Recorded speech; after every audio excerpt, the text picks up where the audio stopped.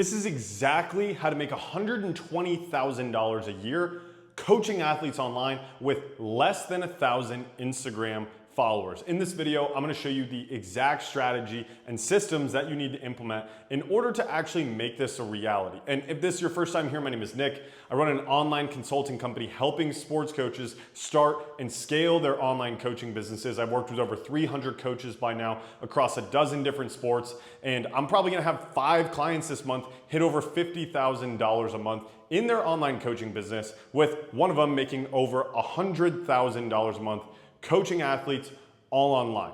So without further ado, let's dive right into it. The first thing that we need to understand is the actual math to make this happen. Okay, so if our goal is $120,000 per year, then we need to ask ourselves, what would it actually take to make that happen?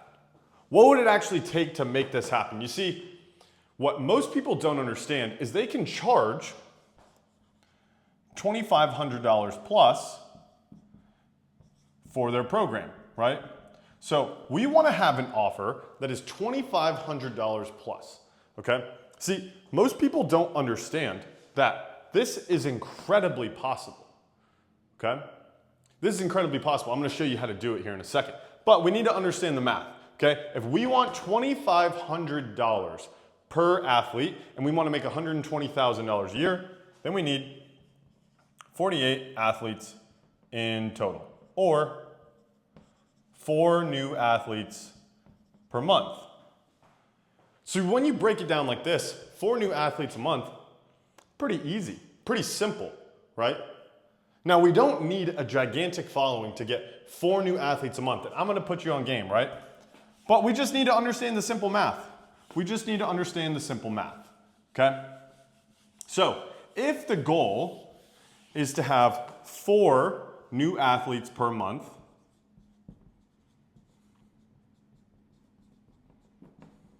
how are we going to sign these people up into our program? Well, if you've watched any of my content before, or if this is your first time here, hopefully you understand that in order to sell something $2,500 plus, you're probably going to have to get on a call with them. Right? You're gonna have to get on a call and you're gonna have to walk through exactly how your program works and how it's going to help that person specifically. Nobody is just going to click a link in your bio and fork over $2,500 unless they've been following you for an extended period of time and they have a ton of trust, okay? So if we're gonna do this through social media, we need to get them on a call, right? And about what I've seen is a 50% close rate. Depending on how good you are at sales, I have a client right now that is charging upwards of $7,000, $8,000, $9,000 for a football recruiting offer, helping athletes get college scholarships. They're charging like $7,000 to $9,000. They're closing at like 80%, okay? And they're probably gonna do like $60,000, $75,000 this month, which is insane. But I've seen about a 50% close rate, okay? So that means we're gonna need to take 8 calls. Okay, super simple, right? We can all do that math. 50% of them, we take 8 calls, okay? Now, not every single person that we book a call with is gonna show up, right? It's the sad reality of sales. That's how this goes. If you wanna make money online, you're in sales, okay? So, let's say 80%. We have an 80% show rate, which is pretty good. See, I have clients that have, upwards of 100% show rate, but let's say you're not actually in my program. Let's say you're not actually in my program, you don't know the strategies of how to close more, how to get more people to show up, and how to charge extremely high prices, right? Let's say that you don't get my help. You want to go at this on your own, which I think is incredibly stupid. If you want to check out how you can get my help, you can click the link in the description. But let's say you have an 80% show rate. We need to book 10 calls. I only need to book 10 calls a month. 10 calls per month, okay? That's about 2.5 a week.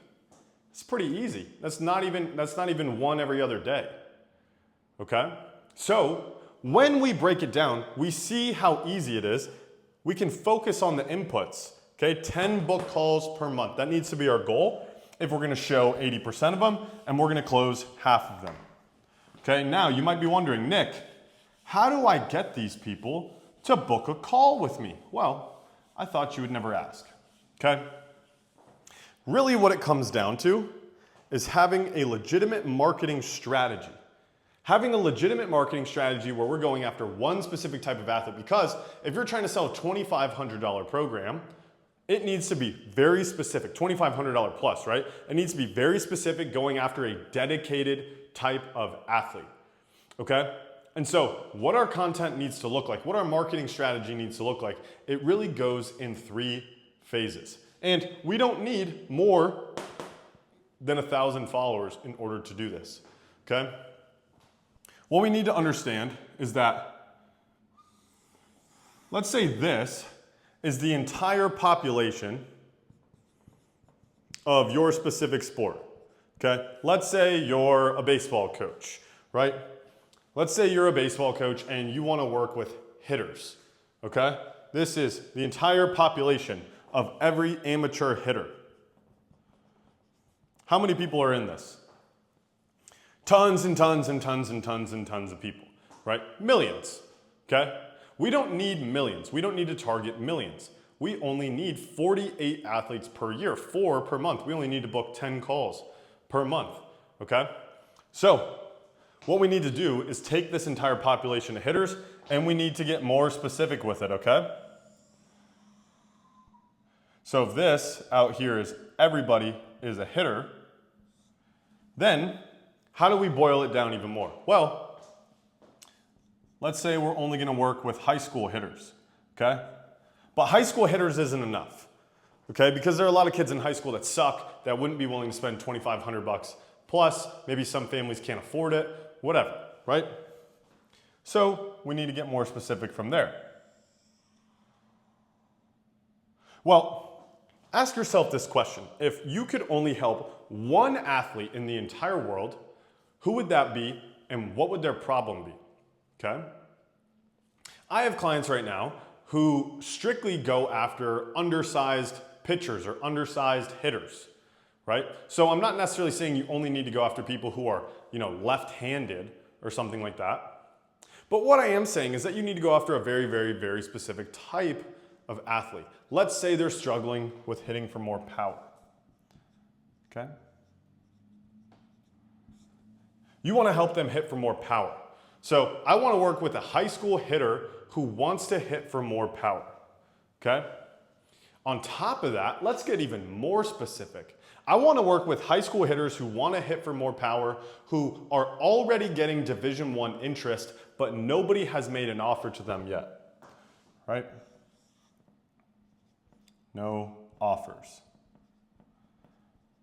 That is how we dial in on who we want to go after. We want to go after somebody and make all of our content going after this type of person. A high school hitter who's struggling to hit for more power. If they could hit for more power, they would finally get those D1 schools to reach out to them and give them an offer, but they don't know how to increase their power. So that is what we're going to help them with. Because think about it. If I help a high school hitter increase their power and get a Division I scholarship, and I charge them $2,500.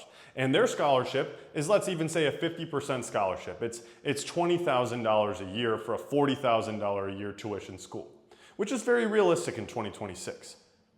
I just made them $80,000. Plus, what is a college scholarship in the life of a college athlete worth? I can tell you, as a former Division I athlete myself, played in the SEC, played in the ACC, played at one of the best junior colleges in the world, set a school home run record at a mid-major. I can tell you, as somebody who lived it, that is priceless. It is priceless. Being able to say, I was a Division I athlete, being able to get up in the morning every single day and lift weights and be there with your team and learn what it's like to work in a team dynamic, that is a priceless experience. So if I'm charging that person $2,500 to help them, then guess what? That's a fair trade, right? So we need to be very, very, very specific. We need to be very specific with who we go after. And then every single piece of content that we make is going after this exact type of person, okay? If you're following with me, drop it in the comments section. Let me know. Okay? So now that we know the math, we know who we want to go after. We know exactly what it looks like. Okay? Now, you need to understand this. We need 3 types of content that we want to create. Okay? We want awareness-based content. We want trust-based content. And we want conversion-based content. Stay with me now. So, understand that we only need 4 new athletes a month, okay? And so in order to build your following up to 1,000 followers, if you're just kind of consistent, post regularly, and you know what you're talking about, you can do it. You don't have to be great on camera. You don't have to have a fancy setup. I mean, look at me right here. I'm literally just sitting in my office recording on my iPhone with a mic. Pretty simple, but for the right person, this is absolute sauce. So view it the exact same way. You don't need your content to be super flashy or anything like that, right? However, we do need to let people know who we are. So this is considered top of funnel. This is considered middle of funnel. And this is considered bottom. And if we look at the way a funnel looks, I'll just draw one right here. You can see that it gets smaller as we go down. The reason why it gets smaller as we go down is because we want to do these things less frequently as we go this way, right? So we're trying to make people aware of us, especially if we only have 1,000 followers. We're trying to make people aware of us as much as we possibly can. So what we're going to do is we're going to create content that is catchy and easy to watch. This could be like, you've probably seen those like read the caption videos. You've probably seen B-roll videos where, and all B-roll is just like there's somebody doing action and then you're talking over it or something like that, right? You've probably seen these type of videos that are more viral type, okay? And that's exactly what we teach people inside of my program, is how to make viral type of content, right? We also teach them the other 2. But we want to make viral type of content. The reason why is because we're trying to bring people into our ecosystem, right? And we want it to be on brand. We want every single piece of content that we make to be going very specifically after that one person who's in the middle of that bullseye, right?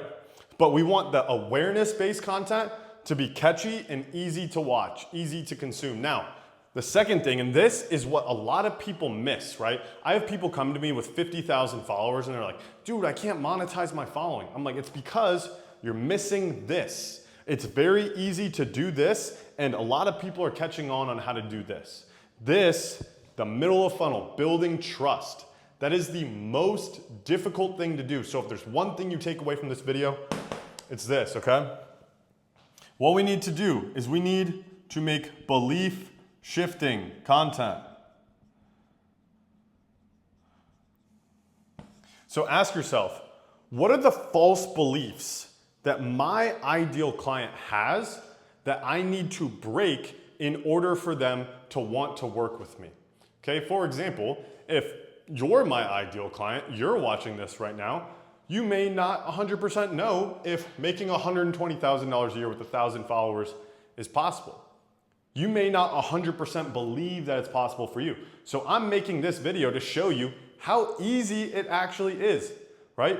When I first started this business that I'm in right now, I hit my first $50,000 month with 2,000 Instagram followers. And I started that account with 1,600 followers. It was my personal account. And I probably lost like, let's say 100 followers. So I realistically had 500 followers following me for my expertise, 2,000 Instagram followers, $50,000 a month. Why? Because I understood this and I was exceptional at belief shifting content. You don't need to be famous. So ask yourself, what does my ideal athlete believe that is just not true? And how can I show them a different way of thinking about it? Like, for example, maybe they don't 100% believe online coaching is the move. Or maybe they believe that they can do it on their own. Maybe they believe that they just need to take more swings. They just need more reps. They need to watch more YouTube videos like you watching this trying to get a bunch of sauce for free, right? What are the beliefs that they hold that you need to absolutely slash? That is what's going to lead to the sales. Because that is what's going to get people to trust you, is when you show them a new way of thinking and open up their world. It's not, as you can see, I don't make drill videos. I don't really teach my clients to do that. The reason why that doesn't actually work, I mean, sure, top of funnel type of videos, right? But the reason why I don't really believe in that type of stuff is because anybody can post drills. Anybody can do that nowadays. Anybody can copy that. What can people not copy? They can't copy you. They can't copy you. And so what you're gonna do with this middle of funnel type of content is you're pulling people in. You're attracting them and you're pushing people away who aren't gonna be the right fit.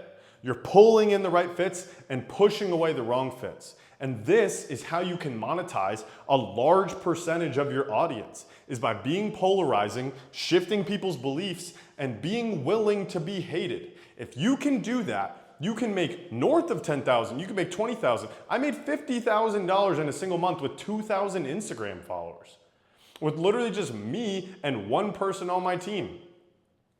And the thing about it is, sure, we can make top of funnel content. We can ask people to DM us. We'll get into that. But this, if there's one thing you take away, it's the middle of funnel, right? Now, conversion. This is where we call to action. The call to action is very simple. If you're this person and you want to get this outcome and you're struggling with these things, then DM me, I'll help you. Very simple. There's a bunch of variations of that, right? But we only want to do this a handful of the time. Let's say, 10% of the time. Okay? We don't want to do this very much. Now, if you have 1,000 followers, we probably want to be doing this closer to 60% of the time, 65%. And then here, we want to be doing this 30% of the time. Okay? So if we post 10 times, this is 1, this is 3, this is 6. So we're trying to get more people coming inbound, right? We're getting more people coming inbound. We're shifting their beliefs once they come in. And then we're converting with a call to action, a direct ask. DM me if you want my help, okay? So this is really the marketing strategy that we need to do. Now, what happens after they DM us? Great question. Okay? What happens after they DM us? Well, I have people come into my program and they're just like, I don't know how to sell. I'm afraid to sell. Don't worry. I'm going to teach you how to sell. Just stick around, okay?